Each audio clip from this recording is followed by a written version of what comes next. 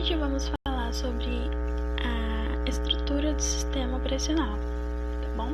Vamos começar com as funções do núcleo, né?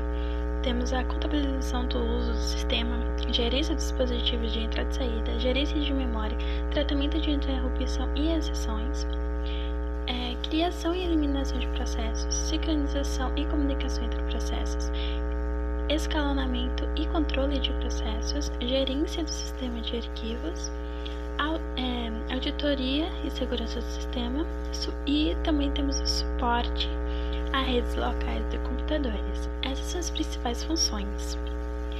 Agora vamos para o modo de acesso, né? O que acontece? Um problema recorrente dos projetos de sistemas operacionais é a implementação de mecanismos de segurança que garantam o funcionamento e proteção ao núcleo do sistema e seus serviços.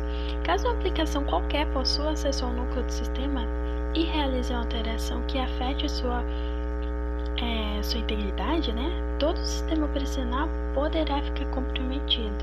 Então, para garantir a operação apropriada, é necessário proteger, né, o sistema operacional e todos os outros programas e dados, né, de qualquer programa que esteja com erro.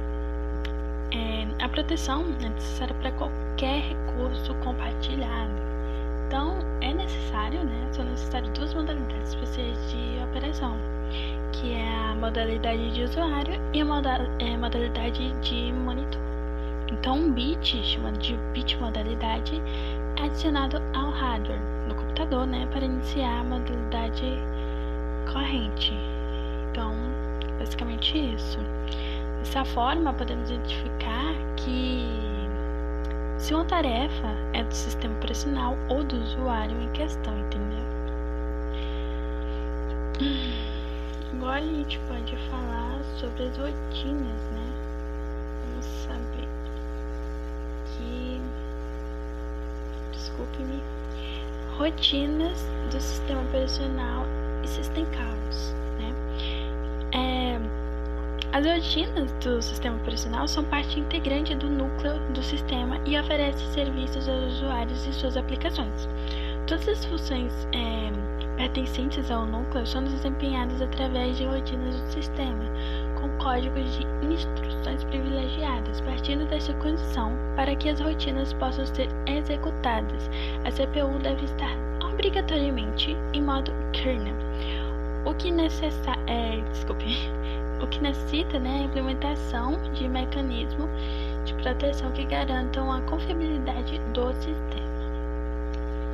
Então, o que acontece? O controle de execução, né, de rotinas do sistema operacional é realizado pelas System Calls, ou chamada do sistema, entende? Então, toda vez que uma aplicação deseja chamar uma rotina do sistema operacional, o System Calls, né, que é o mecanismo, ele é ativado também. Então, caso a aplicação possua os privilégios necessários para chamar a rotina do sistema desejado, o sistema operacional iniciará uma série de passos a serem realizados. O que acontece? Ao chamar uma rotina do sistema, o sistema operacional salva o conteúdo atual dos registradores, realiza a troca do modo de acesso da CPU de usuário para o kernel e faz o desvio para a rotina modificando o registrador PC, né, com o endereço da rotina chamada.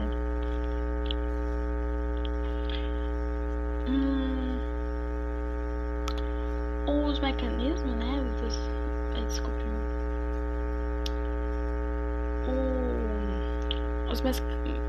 os mecanismos do sistema System Calls e de proteção por hardware garantem segurança e a integridade, né, do sistema. Dessa forma, as aplicações ficam impedidas de executar instruções privilegiadas sem devida autorização e a supervisão do sistema operacional. Agora, vamos dar uma olhadinha em que Brasil na operação para cá. Aqui, ó, operação do sistema de computação. Os itens básicos que complementam, contemplam isso armazenamento, inicialização do sistema, entrada e saída. Então, para que o computador ele possa entrar em funcionamento, ou seja, ele ligar, iniciar, então é preciso, basicamente, de um programa Bootstrap, que é responsável por inicializar todos os aspectos do sistema, como registradores, controladores, entre outros, Então, é isso. Também é preciso, a ocorrência de eventos, interrupções provenientes tanto de hardware como de software. Agora, vamos para as interrupções e exceções. Enquanto um programa é executado, podem ocorrer alguns eventos inesperados, ocasionalmente um desvio forçado do seu fluxo de execução. A estes eventos denominam-se de interrupção ou exceção. Tanto a interrupção como a exceção podem ocorrer em consequência da sinalização de algum dispositivo de hardware externo à CPU ou da execução de instruções do próprio programa. Uma interrupção é sempre causada por um evento externo ao programa que está em execução, ou seja, independente da instrução que está sendo executada. Um exemplo de interrupção é quando um dispositivo de hardware avisa ao processador que alguma operação de entrada e saída está completa, entendeu? Então, nesse caso, a CPU ela deve interromper suas atividades atuais do programa em execução para tratar o término da operação de entrada e saída. As interrupções, elas provêm de eventos assíncronos, ou seja, não estão relacionadas à instrução do programa corrente. Isso permite a ocorrência de múltiplas interrupções simultâneas. Uma interrupção é um evento travável pelo sistema operacional também. Na grande maioria das vezes, uma execução provoca um erro fatal no sistema, causando término anormal do programa. Então, recomenda-se que a exceção deve ser tratada dentro do próprio programa, com instruções escritas pelo programador. Da mesma forma que na interrupção, sempre que uma execução é gerada, que uma exceção é gerada, o programa em execução é interrompido e o controle é desviado para uma rotina de tratamento de exceção. Então, para cada tipo de exceção, existe uma rotina de tratamento adequada para a qual o fluxo de execução deve ser desviado e tal. Agora vamos para a estrutura de acessos diretos à memória, tá bem? Para entendermos como funciona o acesso direto à memória, vamos imaginar o seguinte cenário. Vamos imaginar que os processos denominados lentos têm uma prioridade baixa de interrupção para a entrada e saída assíncronos, como por exemplo a leitura de caracteres de um terminal, permitindo assim que outras interrupções mais importantes sejam processadas em primeiro lugar.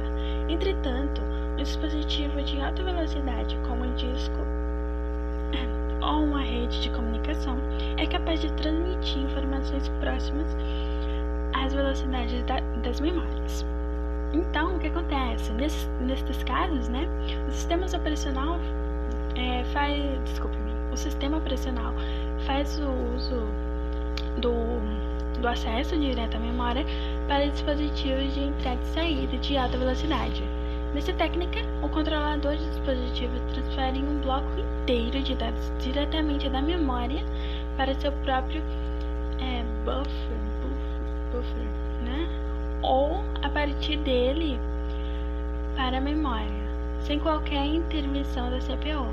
Assim, somente uma interrupção é gerada por bloco em vez de uma interrupção por byte, gerada por dispositivos de baixa velocidade, né? Que é o que acontece. Agora, vamos para buffering. Acho que é buffering. Acho que é tipo isso. Essa técnica, né? Ela consiste em utilizar uma área de memória principal chamada buffer, criada, né, e mantida pelo sistema operacional. Ela possui a finalidade de auxiliar a transferência de dados entre dispositivos de entrada e saída e a memória. O buffer, né, permite minimizar a disparidade de velocidade entre o processador e os dispositivos de entrada e saída, e tem como objetivo principal manter tanto os dispositivos de entrada e saída como o processador ocupados a maior parte do tempo e tal, né? O registro é a utilidade de transferência do mecanismo de buffering, e o buffer deve compactar o armazenamento de diversos registros, de forma que o processador tenha à sua disposição dados suficientes para processar sem ter que interromper o programa a cada leitura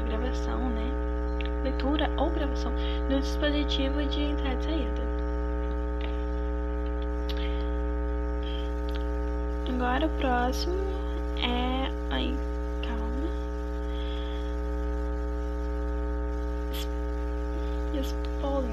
Spooling, né? Essa técnica, spooling, né, foi criada inicialmente para auxiliar a submissão de processos ao sistema, sendo os processos gravados em fita para posterior leitura e execução. Com o aparecimento dos terminais para acesso ao sistema, né, esta técnica teve sua função adaptada para armazenar o resultado da impressão dos programas em execução. Então, isso é possível através da criação e manutenção pelo sistema operacional de uma grande área em disco, com a finalidade de simular uma impressora.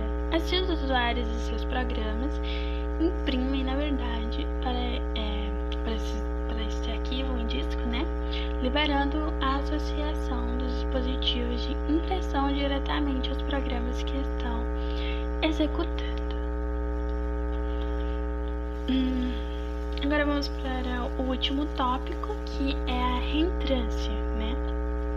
O que acontece? Em sistemas multiprogramáveis, é normal que vários usuários utilizem os mesmos aplicativos simultaneamente, como editores de textos, compiladores, entre outros utilitários.